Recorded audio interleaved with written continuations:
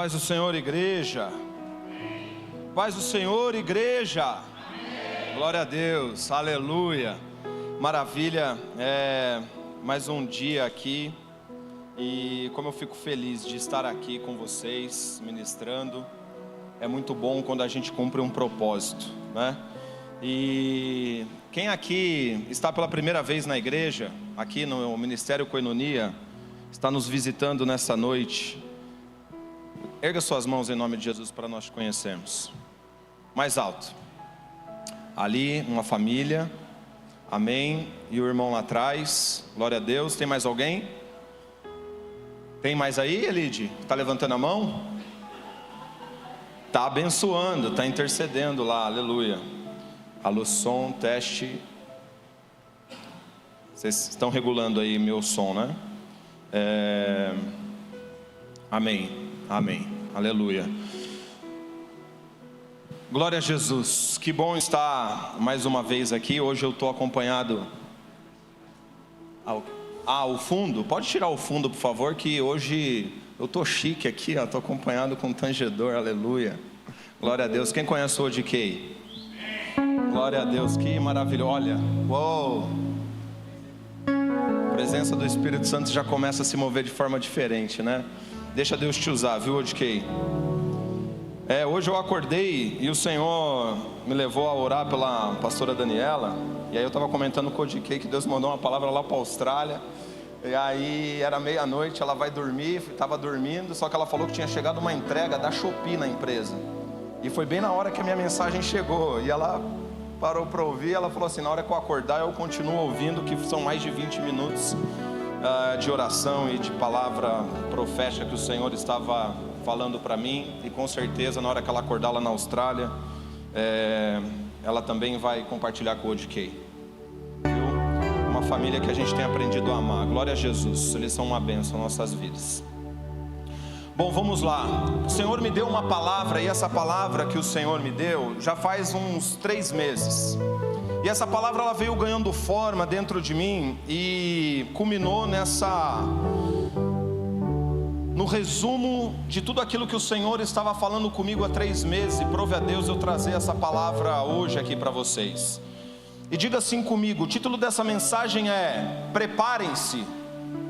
Mais forte, preparem-se. Já estamos crescendo. Mais uma vez, preparem-se. Já estamos crescendo.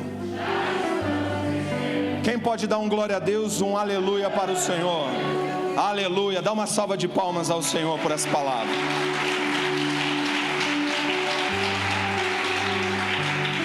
Nós já estamos crescendo, não é mais uma promessa de que vocês vão crescer. Nós, como comunidade, vocês dentro da casa de vocês estão debaixo dessa palavra também de crescimento. Quem lembra que há 2 anos atrás a palavra era expansão?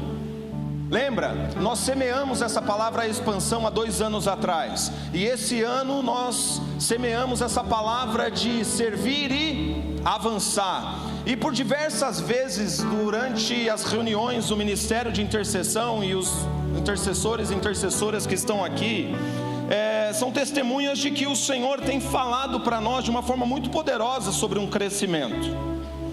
Que na verdade nós não vamos crescer, nós já estamos crescendo. Agora o Senhor tem uma palavra para ministrar ao meu coração e ao teu coração nessa noite sobre crescimento. Diga crescimento. E o texto base que eu quero compartilhar com vocês aqui é em Êxodo, sem perder tempo. Êxodo no capítulo 1, do versículo do 9 ao 10. Vai dizer assim, ó: Faraó disse ao seu povo: eis que os filhos de Israel, a família de José, é mais poderosa do que a nossa. É mais poderosa do que nós. O povo de Israel é mais poderoso do que nós. Isso o próprio Faraó declarando nestes 2 versículos aqui, em Êxodo no capítulo 1. Eu quero, antes de começar a pregar, eu quero trazer um contexto para dentro desta palavra, para que vocês entendam que o Senhor quer ministrar ao meu coração, ao teu coração, e que o Senhor quer fazer nós desfrutarmos nessa noite sobre as palavras reveladas que Ele vai entregar para mim e para você aqui nessa noite. Amém?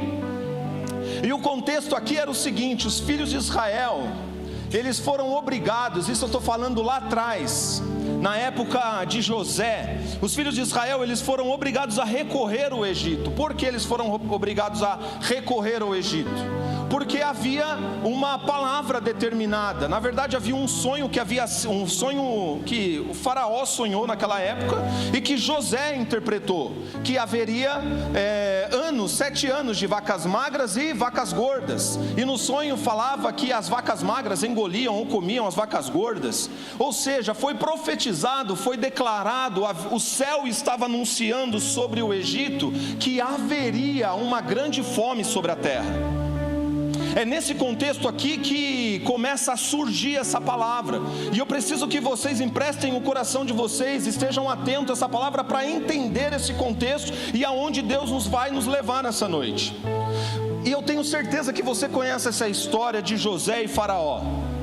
Eu tenho certeza que um dia, talvez você não conheça na plenitude, mas um dia você já ouviu essa história. José foi vendido pelos seus irmãos, foi vendido como escravo, passou por diversas dificuldades e situações terríveis e adversas na vida dele, até chegar um determinado momento dele se tornar o quê? Governador do Egito. Todos estão aqui comigo? Amém. Então José, ele se torna governador do Egito, e quando ele se torna governador do Egito, ele estava administrando o Egito naquela situação. Só que os irmãos de José, aquelas mesmas pessoas que haviam o vendido como escravo, precisavam de socorro, precisavam de auxílio, porque havia uma fome sobre toda a terra. Então o que José fez ali? José pagou os irmãos com a mesma moeda, sim ou não? Não, o que José fez? Acolheu aquela família, não só a família dele, mas acolheu outras famílias. É nesse contexto aqui que a gente vai perceber que quando um determinado momento, esse faraó da época de José morre, José também morre, um novo faraó assume a posição do Egito, de rei do Egito. Um faraó nada mais é do que um rei do Egito, só que ele era denominado como faraó. Então o novo faraó, ele se coloca agora na posição de rei sobre o Egito. Só que esse novo faraó, ele não valida o que o faraó anterior, o antecessor dele havia feito. Ele não validou. O que ele fez? Ele determinou, ele decretou ali que o povo de Israel o serviriam como escravo. Então, naquele momento onde a gente olha essa situação, a gente vê que mesmo o faraó colocando o povo, subjugando o povo de Israel como escravo, o povo de Israel crescia assustadoramente, poderosamente, numerosamente. E o que passa na cabeça de Faraó ali? Naquele contexto, eu vou colocar trabalho sobre eles, carga sobre eles, porque eu não quero mais que eles se multipliquem. Esses caras vão trabalhar tanto que vai chegar na casa deles, não vão ter nem condição de dar carinho para a esposa. O povo não vai mais, se eu der trabalho, fazer de escravo, o povo não vai continuar mais prosperando. Só que diga comigo, a estratégia do inferno não deu certo. Ele vendo que a estratégia do inferno não deu certo, e quando a gente olha, antes de falar dessa questão da estratégia, quando a gente olha, a gente vê que o povo de Israel, ou o povo hebreu que estava trabalhando sobre regime de escravidão no Egito, quem aqui conhece as pirâmides do Egito? Ou já viram na internet, ou já tiveram oportunidade de conhecer? São obras maravilhosas, sim ou não? São obras que movimentaram bilhões de dólares, desde a sua criação até hoje. Ou trilhões de dólares, um número estratosférico. Quem construiu aquilo ali foi mão de obra escrava, foi o povo hebreu que ajudou a construir aquilo. A Bíblia relata, as histórias relatam que o povo amassava barro para construir os tijolos, os blocos que eram feitos para construir aqueles monumentos, aquelas pirâmides que são gigantescas. E quando a gente olha hoje, a gente fala, que engenharia terrível foi para construir aquilo ali. Há cálculos que dizem que algumas construtoras, eu não vou saber exatamente o número agora, mas algumas construtoras já tentaram calcular quanto tempo demorariam para construir aquilo, e chegaram à conclusão que é praticamente humanamente impossível fazer o que os hebreus fizeram. Só que hoje nós temos, Edinho, muita tecnologia para construir uma casa, para construir um prédio. Naquele tempo lá, irmãos, era a força do braço, não tinha tecnologia como tem hoje, não tinha os recursos como tem hoje. Mas diga para mim, o povo construiu ou não construiu? Cresceu ou não cresceu? Então olha que tremendo isso aqui. Quando a gente olha para esse cenário, eu ainda estou na introdução. Quando a gente olha para esse cenário, a gente vê 70 famílias chegando no Egito. Diga comigo, 70. Só que quando o povo, de que ele está com Moisés e vai atravessar o Mar Vermelho, a Bíblia nos relata que eram aproximadamente 2 milhões de pessoas. Então o povo, quando entra no Egito, entra com 70 famílias, talvez 200, 300 pessoas, no máximo 500 pessoas ou 400 pessoas. Só que quando o povo sai, Tati, ele já sai com 2 milhões de pessoas. E eu, como um bom engenheiro, calculei isso. Sabe quanto que é o crescimento de 70 para 2 milhões? São 2 milhões 857 43%. Diga comigo, 2 milhões 857 e 43%. Cresce mais, multiplica mais do que Bitcoin, irmão. O povo aqui multiplicava mais do que Bitcoin valoriza. O que estava sendo aqui, o que estava dentro do DNA do povo hebreu aqui, era um decreto de crescimento poderoso e assustador e exponencial. Diga, você sabe o que você está carregando? Diga para o seu irmão, você sabe o que você está carregando? Você tem ideia do tamanho do crescimento que você pode estar carregando? Eu sinto meu corpo arrepiar falando isso. Você tem ideia, Edinho, do crescimento que você pode estar carregando? Você tem ideia, Leo, do crescimento que você pode estar carregando? Tem, pastora? Irmãos, diga assim para o seu irmão, eu não sei o tamanho, mas eu sei que é poderoso e exponencial. Quem crê dá um glória a Deus, um aleluia. Quem crê e sabe que está carregando uma palavra, uma promessa de Deus, e sabe que está carregando um DNA de crescimento, pastor. Eu estou chamando você de pastor. Receba aí, de quem? Tudo que acontece no púlpito aqui, irmão, eu aprendi isso com a pastora, com a profeta da casa. Tudo que acontece no ambiente profético se manifesta poderosamente, profeticamente. Se saiu da minha boca, pastor, então segura essa unção aí, vaso, em nome de Jesus. Aleluia. Voltando para a palavra, você sabe o que é mais interessante aqui? Eu, como engenheiro, Felipe, sabe o que eu fiz? Felipe, sabe o que eu fiz? Daqui a pouco você vai estar aqui comigo pregando, viu, Felipe? Em nome de Jesus. Quem crê? Aleluia, eu creio, até o tutano do meu osso. Olha, o que é mais assustador aqui é que esses 2.857.043%, se eu converter a uma taxa de crescimento anual, irmão, sabe quanto que isso vai dar? São 2.857.043% num período de 110 anos. Se eu converter essa taxa de crescimento agora em 110 anos, numa taxa anual, dá 10%. Não é curioso? É no minimamente curioso. Se eu converter isso, vai dar 10%. 10% é exponencial ou não? Uma taxa você crescer 10%, é algo assustador? Seja sincero, é algo assustador? Não, definitivamente não é algo assustador. Só que o que está acontecendo aqui? E é uma lição muito importante que eu e você precisamos entender. Sabe o que é? Que quando a gente acredita na palavra que Deus está nos dando, de um ano para o outro, parece que não mudou nada, parece que mudou só 10%. Meu Deus, eu vou liberar essa palavra aqui, eu sinto isso ardendo no meu espírito. Parece que cresceu pouco, mas o Senhor não está olhando no curto prazo. O Senhor, Ele está olhando numa trajetória que eu e você não podemos imaginar. Sabe o que acontece? Você crescer 10% 10% ao ano, todos os anos, durante 110 anos, é você estar inserido numa curva exponencial do plano de Deus sobre a tua casa, sobre a tua descendência, sobre a tua família. A curva exponencial, ela tem uma característica. Quem aqui é matemático, levanta a mão. Ou físico? Tem alguém? Meu Deus, eu estou sozinho. A curva exponencial, ela tem uma característica. A curva exponencial, ela faz assim, ó.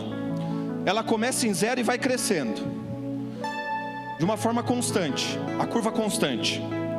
A curva exponencial, ela começa assim, chega um determinado momento, diga ponto de inflexão, que a curva sobe, que os resultados são multiplicados em relação ao recurso que você emprega. A curva, ela tem um determinado momento que a gente chama de ponto de inflexão. Isso é a curva dos juros compostos. Sabe por que o banco enriquece? Porque ele trabalha com essa curva da exponencialidade dos juros compostos. É por isso que ele enriquece estratosfericamente. Porque se você dever o cartão num mês e dever no outro consecutivamente, dever no outro no terceiro mês, você está perdido, vai se tornar mais do que o dobro, mais do que o triplo. É a famosa curva de juros compostos. O povo estava crescendo numa taxa de 10%, só que chegou um momento, e eu quero liberar essa palavra aqui, nós estamos crescendo, mas vai chegar um momento de um ponto de inflexão, que essa curva vai apontar para cima, e os recursos que nós estamos empregando para crescer 10%, não vai crescer mais 10%, vai crescer a 30, a 60, a 70, a 100, a 200, a 300, a 1000 por um. Essa é o DNA que você carrega. Diga para o seu irmão, você carrega um DNA de exponencialidade. Quando eu olho para isso, sabe qual que era o medo de Faraó? O medo de Faraó era que o povo hebreu, e aqui eu vou terminando essa primeira parte da mensagem, que é o seguinte: o medo de Faraó era ver que o povo estava crescendo de tal forma, de sobremaneira, que ele viu que a estratégia inicial dele de dar trabalho não deu resultado. Aí o que ele fez? Emitiu um decreto e falou assim, ó: a partir de hoje, todos os meninos que nascerem devem ser lançados aonde? No rio Nilo. Todos os meninos que nascerem devem ser mortos. O que o faraó estava fazendo aqui é que ele queria era controlar, diga comigo, a taxa de natalidade.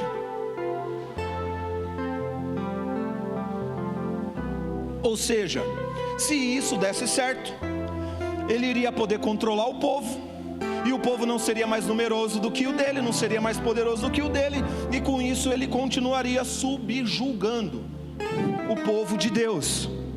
Só que um detalhe: o povo de Deus, ele não pode ser subjugado por ninguém, porque o povo que é de Deus, que carrega a palavra de Deus, ele carrega algo que é de Deus.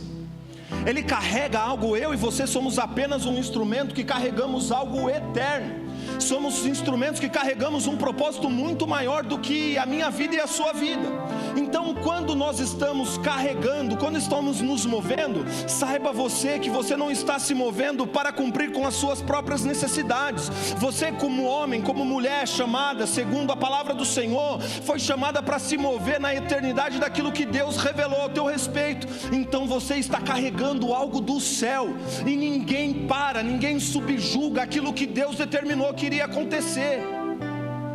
Se Deus determinou uma palavra de crescimento sobre você, diga para o seu irmão: se prepare, você vai crescer.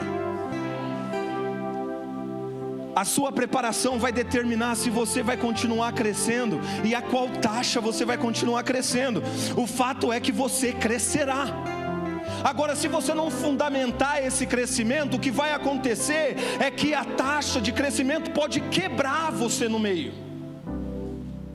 Então, por isso que é importante fundamentarmos, estruturarmos corretamente, porque o crescimento virá, e quando essa curva inverter, apontar para cima, não tem mais quem para a igreja do Senhor. Diga para o seu irmão: ninguém vai parar você. Lição número 1 aqui: o povo estava num regime escravo, sim ou não? Faraó queria que o povo crescesse, sim ou não? Não. Então assim, desconfie dos lugares que não querem que você cresça. Desconfie dos lugares que não motivam, não inspiram o seu crescimento. Desconfie desses lugares. Porque o que essa pessoa ou o que esse sistema escravo pode estar querendo fazer com você é subjugar você.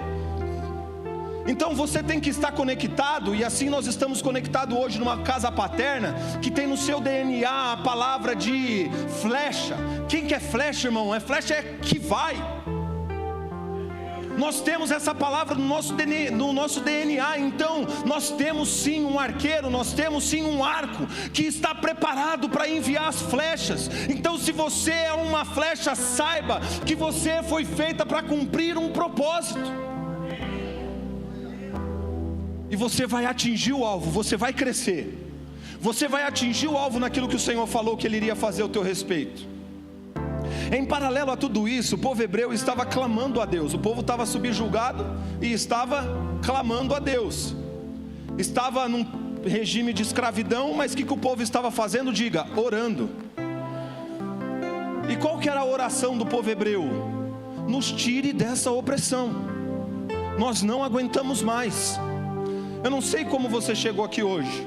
Eu não sei se a sua oração está alinhada com essa oração, não estou aguentando mais. A perseguição é tão grande, a adversidade é tão grande, eu olho para frente e não vejo mais resposta. Já tentei para a direita, já tentei para a esquerda, já fui no médico A, no médico B, já oraram por mim, mas eu tenho uma palavra para entregar para você aqui hoje. E sabe qual que é a palavra? Continue caminhando, continue firme, porque Deus é fiel. Ele vai e Ele pode transformar essa situação. E quando o povo estava orando, o faraó ele emitiu esse decreto. E esse decreto, a Bíblia vai nos contar sobre as parteiras, que ele chama, uma se chamava Cifra e a outra Pua. E o faraó diz para as parteiras assim: olha, qualquer mulher que dê à luz a um menino, lança ele no rio Nilo. Qual que era a estratégia dele aqui? A estratégia dele aqui era fazer com que esse crescimento parasse, como eu disse anteriormente. Era fazer com que esse crescimento ele fosse bloqueado. Só que tem um detalhe, irmão. Sabe qual que é a chave aqui? Sabe qual que é o detalhe nesse contexto aqui? Que o crescimento dos hebreus não estava pautado no esforço humano. O crescimento dos hebreus não estava pautado naquilo que eles tinham de recurso. O crescimento do povo hebreu não estava pautado nas numerosas pessoas que eles tinham se formado. Não, sabe qual que era o crescimento? Só qual que era o motivo do crescimento desse povo hebreu? Diga comigo, eles tinham uma palavra. Eles tinham uma palavra que na verdade foi declarada por Deus a um homem lá atrás. E sabe para quem foi declarada essa palavra? Está lá em Gênesis, no capítulo 2, no versículo do 1 ao 3, quando Deus chega para Abraão e fala: ora, o Senhor disse a Abraão, não precisa abrir para a gente correr, sai da tua terra, da tua parentela e da terra de teu pai, para uma terra que eu te mostrarei. Farei de ti uma grande nação, e abençoar-te-ei, e engrandecerei o teu nome, e tu serás uma bênção. E eu abençoarei os que te abençoarem, amaldiçoarei os que te amaldiçoarem, e em ti serão benditas todas as famílias da terra. Você está entendendo aqui que o faraó, ele se colocou numa rota de colisão contra o Deus que tinha decretado uma palavra de crescimento, de multiplicação para Abraão. O erro do inimigo, de Satanás, os seus demônios, e muitas pessoas às vezes se levantam contra a minha, a tua vida.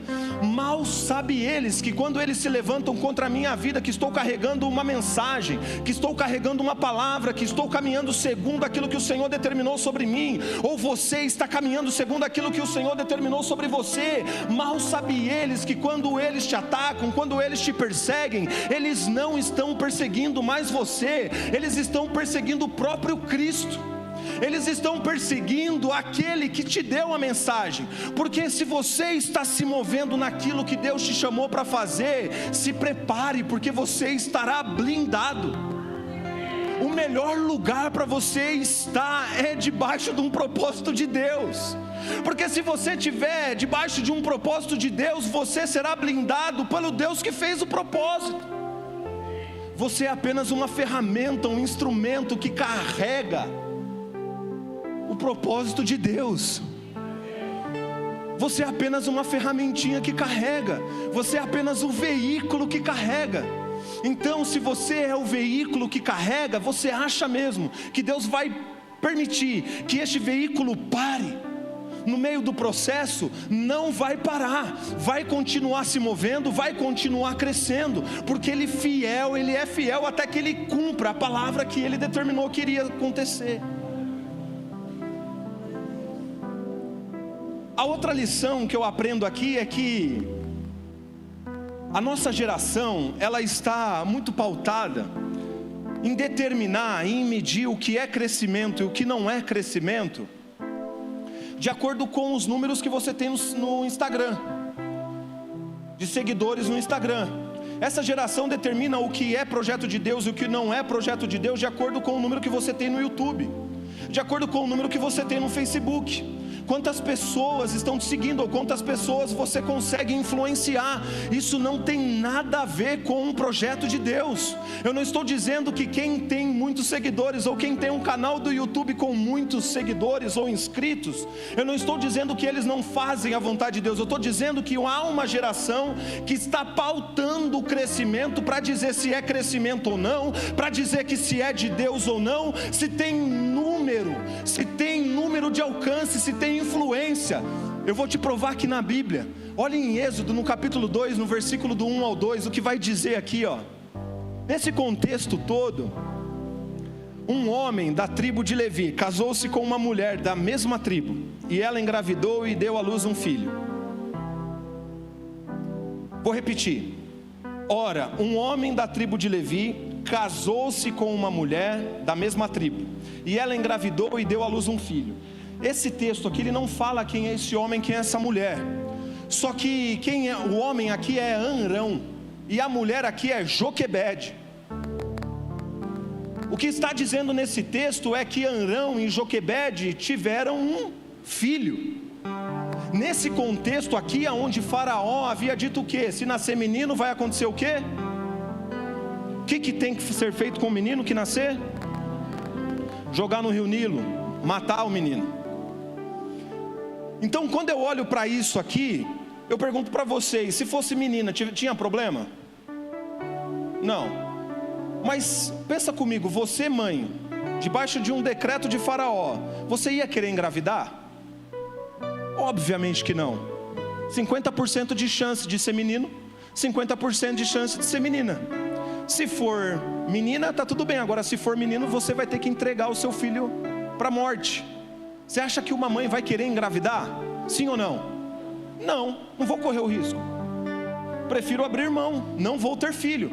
Então, o que está acontecendo aqui, aos olhos humanos, é um problema. O que está acontecendo aqui, aos meus olhos e aos seus olhos, é um problema. Por quê? Porque o menino vai ter que morrer. Só que Deus é especialista em disfarçar respostas, em disfarçar soluções, em disfarçar projetos deles em embalagem de problema. Tem pessoa que olha o problema e para no problema. Tem pessoa que olha o problema e fala: não, através desse problema Deus está me dando uma oportunidade de criar algo novo, de fazer diferente. Então não pare diante. Se você está carregando uma palavra de Deus, e você sabe o que você tem que fazer, e acontece uma situação que confronta, ou que afronta aquilo que você se propôs a fazer, glorifique a Deus, porque esse problema pode ser a passagem, o passaporte, para te catapultar naquilo que Deus preparou para você do outro lado. Você pode não entender hoje, porque você está olhando a embalagem e está vendo um problema, mas Deus está olhando uma resposta. Sabe de quem que é a resposta? Lembra do povo hebreu que estava orando e clamando porque precisava de uma resposta, precisava sair daquele sistema de escravidão? Nasce um menino no meio disso tudo. O que eu estou dizendo para vocês aqui é que a resposta estava disfarçada, a bênção de Deus estava disfarçada no meio desse problema, que aparentemente era um problema. Então, de um lado a gente tem Faraó, colocando o povo hebreu escravo. Do outro lado a gente vê um menino nascendo, e um menino pequeno nascendo, um menino pequeno se formando. Agora pensa você mãe, como que você vai cuidar desse menino? Como que você vai conduzir o processo desse menino quando bebê, se dentro desse sistema havia um decreto de morte? E eu repito aqui, parece que é um problema, mas não é um problema. Eu lembro agora da história de Davi. Lembra da história do gigante Golias? Olha só, a Bíblia vai dizer que Davi era um menino que em um determinado momento o seu pai disse para ele: vai lá e leva comida, alimento, marmita para os seus irmãos. É como se Davi estivesse no iFood, trabalhando no iFood da época. Vai lá para os seus irmãos, lá para os homens de guerra, que o que você serve mesmo, Davi, é para servir comida lá para o povo. É mais ou menos isso, porque não dá para colocar você diante dessa guerra. Só que quando Davi, irmãos, Davi já era um homem de Deus. Davi já salmodiava o Senhor, Davi já tinha sua harpa. Davi, nos momentos escondidos dele, ele já adorava o Senhor, ele já tinha intimidade, ele já carregava uma palavra de Deus. Davi já tinha a revelação de quem era o Senhor dos exércitos. Tanto é que ele já tinha a revelação de quem era o Senhor dos exércitos, que quando ele chega diante daquela situação, levando comida para os seus irmãos e para os homens ali de guerra, na frente de batalha, ele vê um gigante que estava ganhando forma, vê um gigante que estava ganhando moral, porque passava dia após dia, ninguém se colocava contra aquele gigante. Só que Davi, quando olha aquela situação, fala assim: quem é este incircunciso filisteu para afrontar o Deus de Israel? Irmãos, olha só, todo mundo que estava ali estava enxergando o que em Golias? Um problema, um desafio, uma dificuldade, uma adversidade, que extrapolava a força de todos que estavam ali. Só que Davi, ele já tinha uma história. Diga, Davi já tinha uma história. Qual era a história de Davi? Davi já tinha matado o leão, sim ou não? Davi já tinha matado o urso, sim ou não? Agora eu te faço uma pergunta: você prefere enfrentar um urso ou um homem grande de 3 metros de altura? Você prefere enfrentar um leão ou um homem de 3 metros de altura? É obviamente que um urso e um leão, eles têm muito mais força do que um homem de 3 metros de altura, que vinha com lança e escudo, irmão. Você acha mesmo que aquele gigante, Golias, foi realmente um desafio para Davi? Que nada. Eu tenho a convicção no meu espírito. Quando Davi olhou aquela situação, falou: meu irmão, já matei leão, já matei urso para defender a ovelha, eu não vou matar um gigante hoje para defender o nome do Deus de Israel? 3 coisas: tinha matado o leão, tinha matado o urso, estava diante de um gigante que estava afrontando o Deus de Israel, e eu acrescento aqui mais 3 condições. Diga comigo, quem casasse, ou melhor, quem matasse o gigante, ia casar com a filha do rei, ia parar de pagar imposto. Meu Deus, só aí já estava resolvido. Só que além disso tudo, quem matasse o gigante acessaria o palácio. Irmãos, todo mundo ali enxergava um problema, mas Deus está me convidando e te convidando para olhar o problema e a adversidade que se apresentou diante de você e falar: ei, você não passa para mim de um gigante que eu vou derrubar hoje, porque eu não vou parar nessa adversidade, eu não vou parar nesse problema. O que Davi fez ali foi calcular o risco e a recompensa. Ele falou: meu Deus, já matei leão, já matei urso, eu só preciso matar esse gigante para casar com a filha do rei, para parar de pagar o imposto e ainda ficar no palácio. Estou dentro, vou ali pegar uma pedra rapidinho.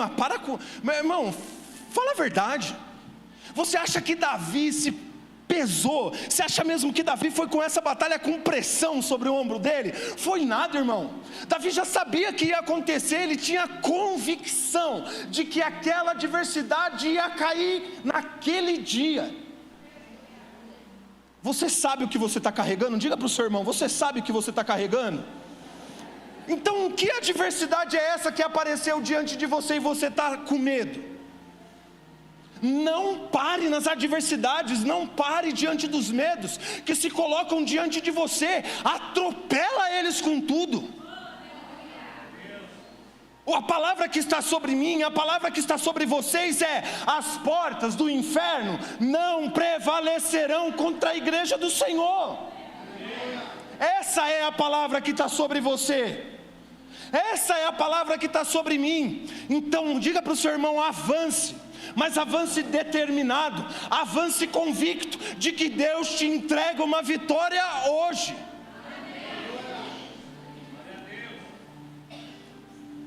Voltando para Joquebede, aos olhos de todo mundo era um problema, mas Deus estava falando: eu já entreguei a solução e vocês ainda não perceberam. E o que acontece nesse contexto aqui?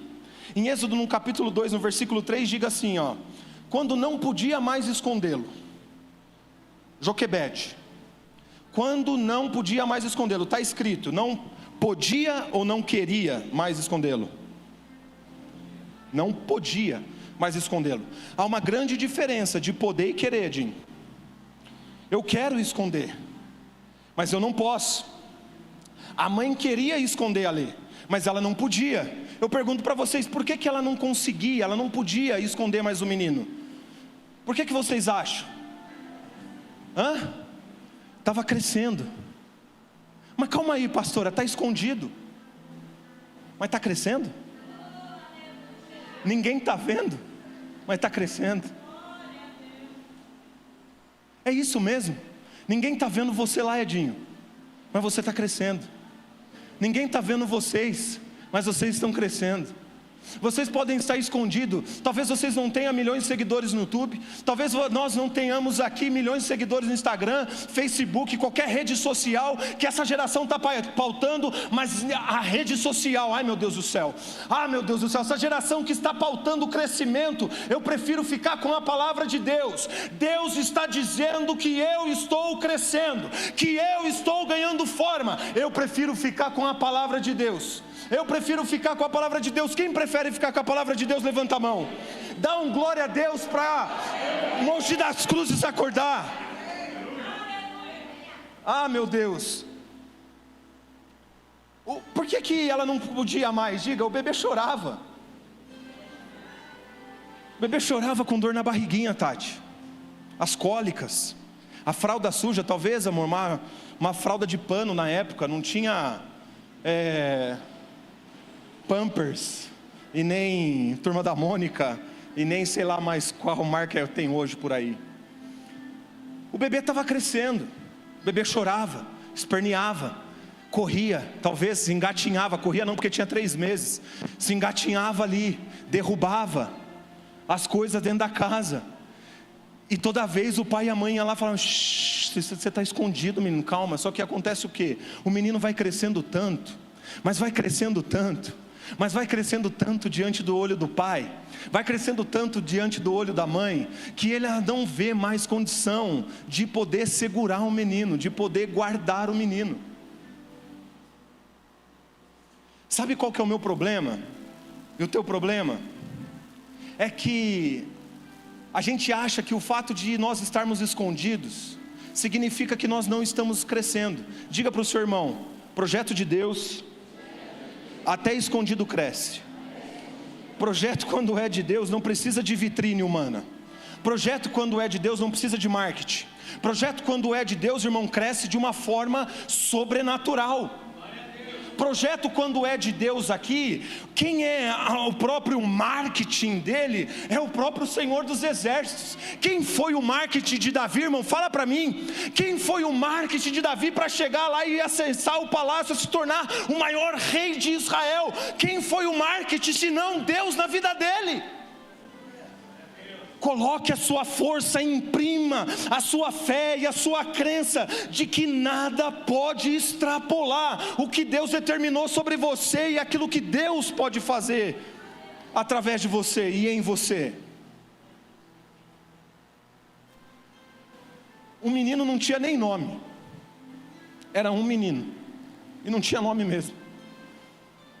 Para que a mãe vai colocar nome se o menino vai morrer? Fala para mim. Para que uma mãe vai dar nome para o menino se ela sabe que o menino vai ter que morrer? O menino cresceu sem nome. Talvez você esteja crescendo sem nome. Talvez você esteja crescendo sem identidade. Mas o fato das pessoas não conhecerem o seu nome, levanta a mão que eu sinto meu corpo arrepiar, profetizar sobre você aqui agora. Talvez as pessoas não reconheçam, não saibam quem é o seu nome. Talvez as pessoas não conheçam a sua identidade. Talvez as pessoas não conheçam o fato de você estar escondido, de você estar sendo guardado nesse tempo. Mas saiba que mesmo escondido, mesmo guardado neste tempo, Deus já determinou uma identidade sobre você. E essa identidade no momento certo virá para fora. E quando ela vir para fora, ninguém mais vai poder segurar. Diga: estou crescendo. Ninguém pode estar me vendo, mas eu estou crescendo. Diga: ninguém pode estar me vendo, mas eu estou crescendo. Você pode até achar que você está sozinho ou sozinha, mas há um lugar que é somente Deus e você.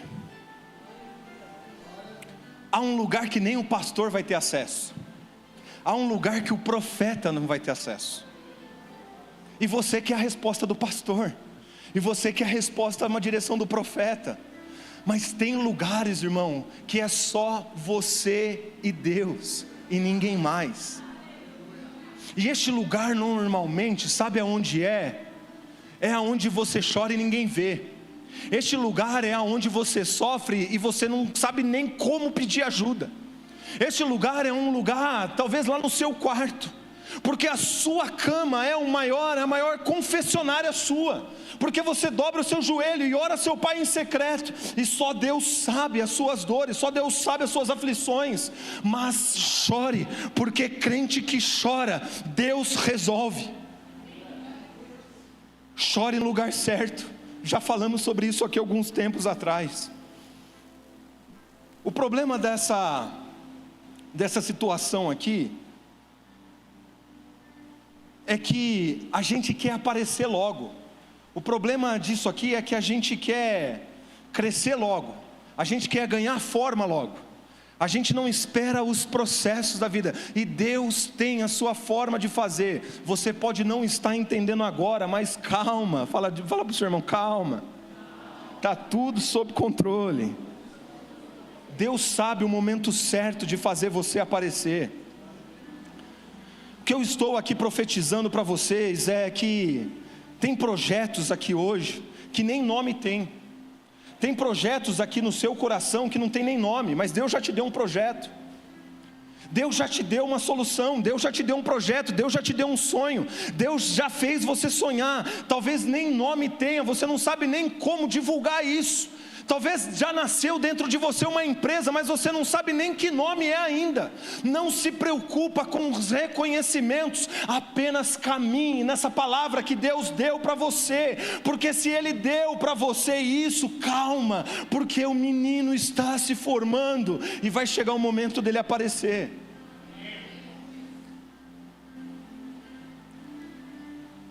Diga para o seu irmão: projeto de Deus que nasceu para tocar uma nação, não pode ficar parado numa cidade. Projeto de Deus que nasceu para tocar uma cidade, não pode ficar parado dentro de um templo. Negócios que Deus te deu, que é para alimentar famílias e dezenas de pessoas, não pode ficar no fundo do seu quintal. Projetos que Deus te deu, que estão na tela do seu computador, que na verdade vai alimentar famílias, vai fazer com que dezenas de famílias sejam alimentadas por aquele negócio, não pode ficar dentro da tela do seu computador. O que vai acontecer é que no momento que chegar o ponto de inflexão, você só vai ter que estar preparado e posicionado. Porque na hora que vem esse ponto de inflexão, esse projeto começará a ganhar forma e visibilidade no momento certo. Porque se ele ganha visibilidade quando ele é menino, ele morre.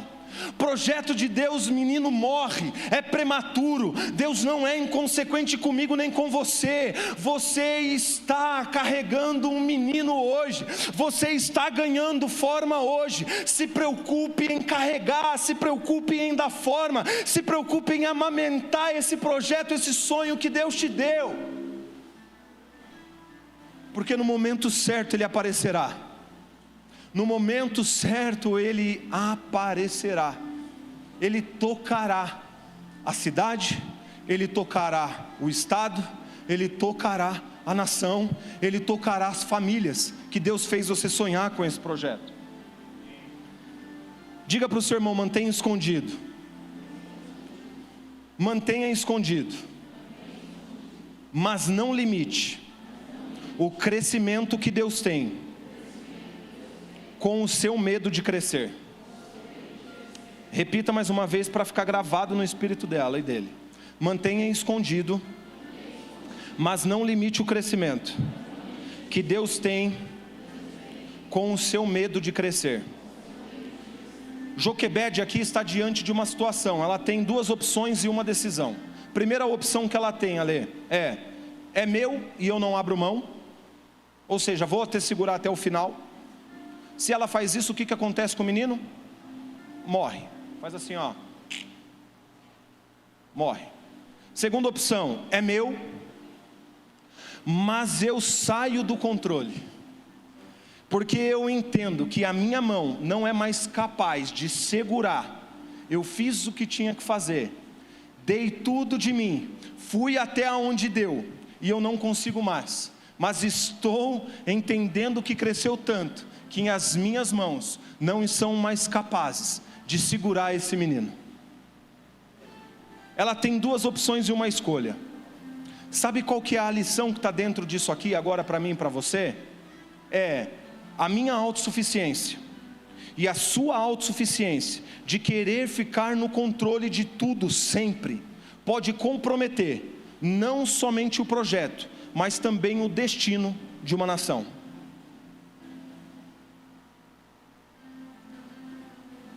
Vou repetir: a sua autossuficiência, o seu racionalismo de querer ficar no controle sempre das coisas ou das situações, não vai só comprometer este projeto, mas vai comprometer o destino de uma nação. O menino que ela estava carregando ali, que ela estava escondendo, se chamava Moisés. Quem foi Moisés?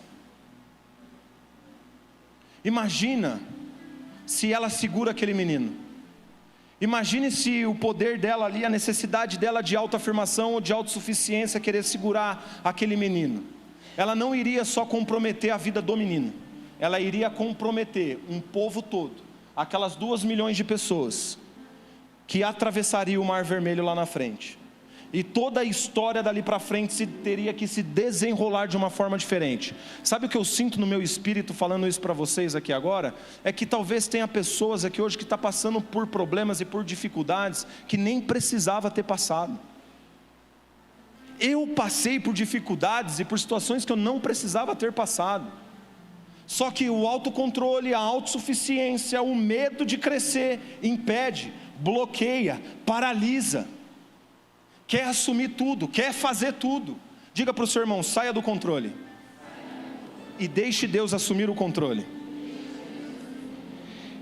Chega uma hora que o que Deus tem para mim, o que Deus tem para você, não dá mais para a gente caminhar na força do nosso braço, não dá mais para a gente acreditar na nossa força, na nossa capacidade administrativa. Você tem que acreditar no que está além da embalagem. O que Joquebede estava vendo era uma embalagem talvez de problema, o que o povo estava vendo ali era uma embalagem de problema. Mas o que Deus estava vendo ali já era a libertação daquele povo.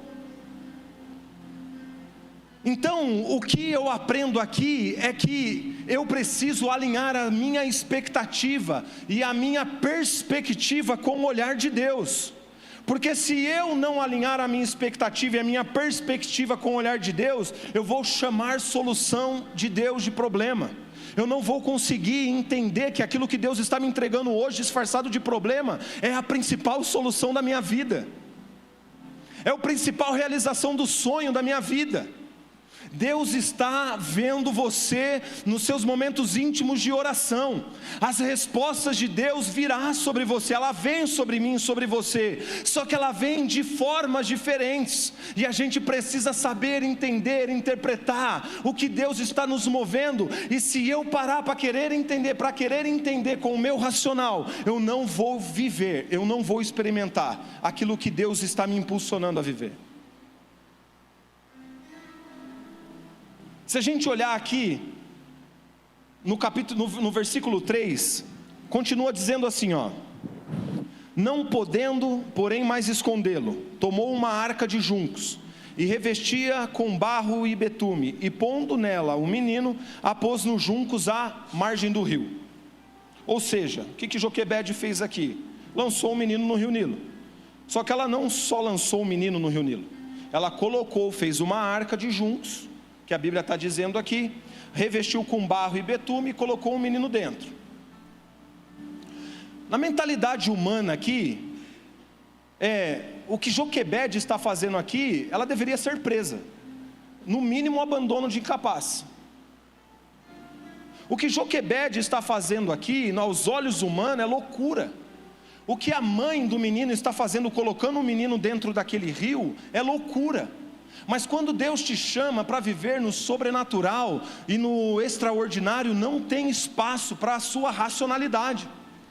Você vai ter que agir em determinados momentos e há momentos que são decisíveis. Nós precisamos agir inspirados pelo Senhor, porque tudo diz para não fazer, tudo diz que vai dar errado, mas há uma voz dizendo para você, vai dar certo, vai que eu estou contigo, eu já vi lá na frente o que vai acontecer. Agora, pensa comigo, olha com detalhe esse texto aqui. Uma mãe que coloca o menino no rio Nilo, você acha que ela estava abandonando o menino? Sim ou não?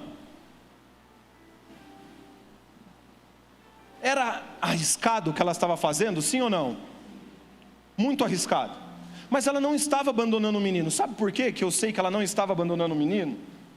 Ela cuidou tanto dos detalhes que ela nem queria que o menino ficasse molhado. Ela impermeabilizou o cestinho.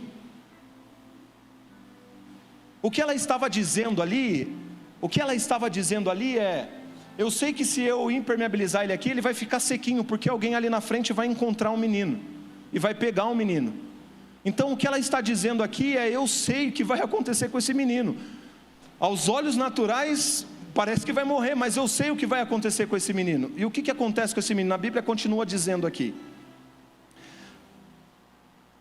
No versículo 4 diz assim, e sua irmã, a irmã do menino, que era Miriam, postou-se de longe para saber o que lhe havia de acontecer. Então, o menino está descendo no rio, e os olhos de Miriam estão acompanhando o menino, para ver o que ia acontecer. E lá no versículo 5 diz assim, e a filha de Faraó desceu a lavar-se no rio, e as suas donzelas passeavam pela margem do rio, e ela viu a arca no meio dos juncos, e enviou a sua criada e a tomou. Quem viu o menino? As donzelas ou a princesa? A princesa. Mas quem estava passeando na margem do rio? As donzelas. Calma aí. As donzelas que estavam na margem do rio, mas quem viu o menino foi a princesa. As donzelas estavam passeando na margem do rio, mas a princesa que não estava na margem do rio, viu o menino. É meio irracional isso, porque quem deveria ter visto o menino eram as donzelas. Sabe o que eu aprendo aqui? É que não é que elas não queriam ver o menino, elas não podiam ver o menino. Deus mostrou o projeto, Moisés, para a princesa. Sabe por quê? Eu te pergunto, as donzelas tinham condição de financiar o menino? As donzelas tinham poder político contra Faraó para manter o menino vivo? As donzelas tinham condição financeira para financiar o crescimento do menino? Não tinha. Então Deus mostra projeto para quem tem condição de financiar. Acho que você perdeu uma oportunidade. Deus mostra projeto quem tem condição de fazer esse projeto acontecer. Se Deus mostrou um projeto para você, se Deus mostrou um sonho para você, Deus está fazendo você sonhar com esse projeto, Deus está fazendo você sonhar com essa visão, significa que Ele sabe, Ele acredita que você pode fazer, concretizar esse sonho, esse projeto. É isso que esse texto está dizendo aqui. E a Bíblia vai dizer que a princesa pega o menino, leva o menino para dentro do palácio, e começa a querer controlar agora, a querer financiar a vida, o crescimento desse menino. Resumidamente, lá na frente, aqui eu vou caminhando para o final, a Bíblia vai dizer que Moisés ficou 40 anos dentro do palácio. Chegou um determinado momento que ele, por um erro, por um momento de nervosismo ou de ira, ele vê um egípcio maltratando um hebreu, mata o egípcio e esconde o corpo esconde o corpo dele. Todo mundo se revolta contra ele, ele foge. Lá na frente ele vai trabalhar encontra um homem, encontra uma situação e vai trabalhar para o seu sogro, Jetro. E ali ele começa a apacentar as ovelhas, começa a apacentar os gados e começa a trabalhar durante anos para o seu sogro. Só que lá na frente, a Bíblia vai dizer que em um determinado momento, quando Moisés estava passando, e lá em Êxodo, no capítulo 3, no versículo 2, diz assim: e apareceu-lhe o anjo do Senhor, e uma chama de fogo no meio de uma sarça, e olhou e eis que a sarça ardia no fogo, e a sarça não se consumia. A sarça ardia no meio do fogo. E Moisés disse: agora virarei para lá e verei esta grande visão, porque a sarça não se queima. E vendo o Senhor que se virava para ver, bradou Deus a ele, diga, no meio. Mais forte, no meio. Pode subir, ministério de louvor. No meio da sarça, e disse: Moisés, Moisés. E ele respondeu: eis-me aqui.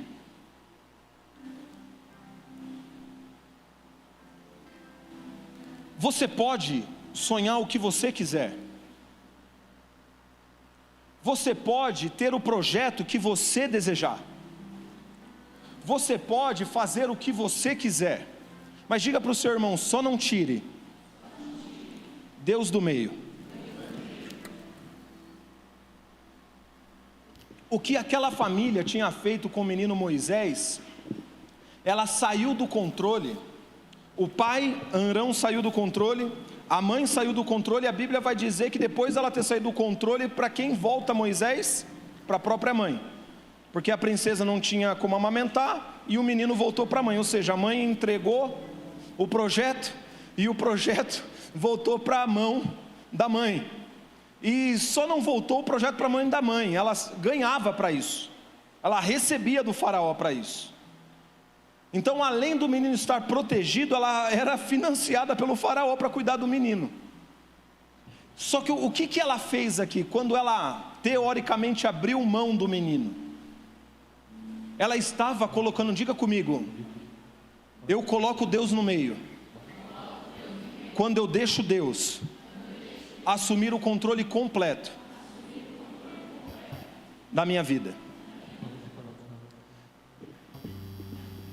E é tão curioso isso, essa palavra no meio, que Deus gosta tanto do meio, que olha só que interessante, ó. Ezequiel, no capítulo 37, diz assim, ó: Deus leva Ezequiel no meio do vale, diga, leva onde? No meio do vale de ossos secos, e lá ele profetiza. Em Abacuque 3:2, Abacuque diz: Senhor, aviva sua obra no meio dos anos, e no meio dos anos a nos notifica.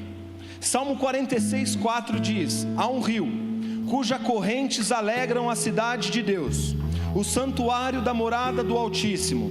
Deus está onde? No meio dela. Salmo 22, versículo 3, diz que Deus habita em meio aos louvores, ou no meio dos louvores.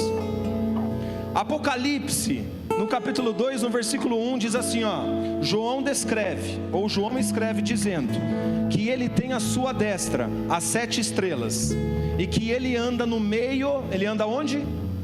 No meio dos 7 castiçais de ouro. Mateus, no capítulo 18, no versículo 20, diz: onde estiverem 2 ou mais reunidos em meu nome, fala para eles que eu estarei no meio deles. Se coloque de pé.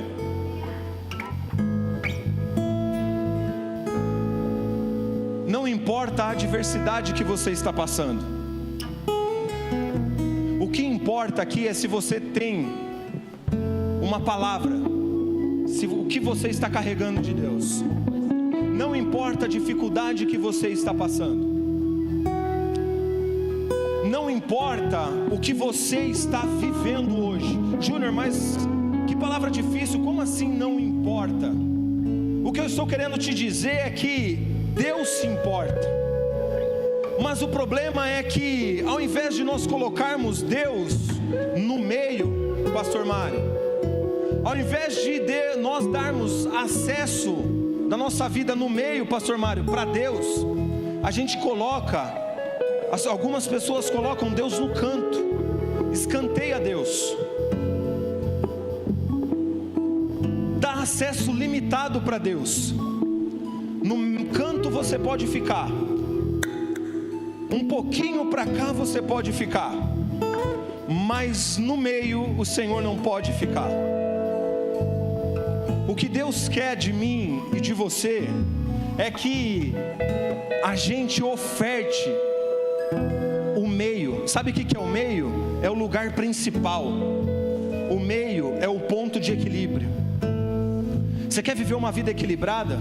Espiritualmente equilibrada, emocionalmente equilibrada, fisicamente equilibrada, em todas as áreas da sua vida equilibrada? Coloque Deus no meio de tudo isso e faça com que todas as situações, todas as circunstâncias que giram em torno dele, girem em torno dele em honra, em glória, em adoração a ele. O que Deus está me chamando nessa noite, te chamando nessa noite é: o que é que está tomando a centralidade do seu coração? O que é que está tomando o ponto de equilíbrio da sua vida? Quais são as adversidades, quais são os problemas, quais são as preocupações que têm tirado Deus do meio da sua vida?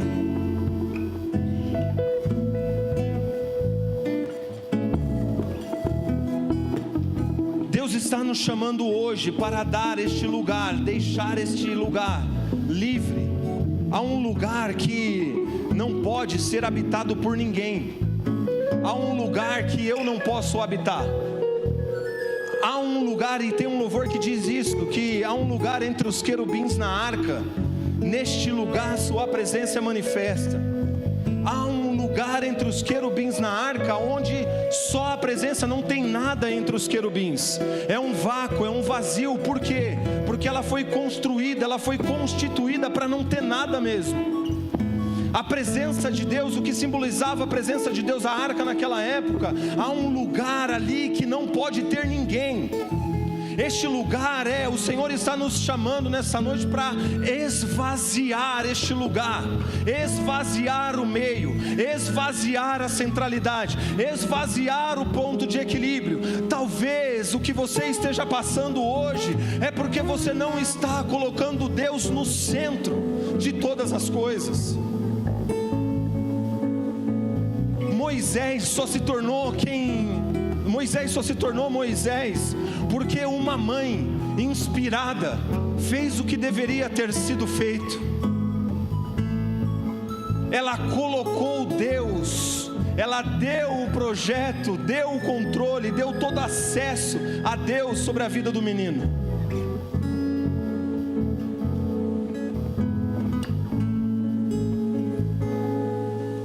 Qual é a área da sua vida hoje que você precisa dar acesso a Deus?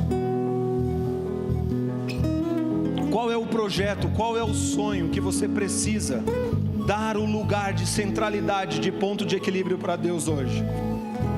Feche seus olhos e coloque a mão no seu coração.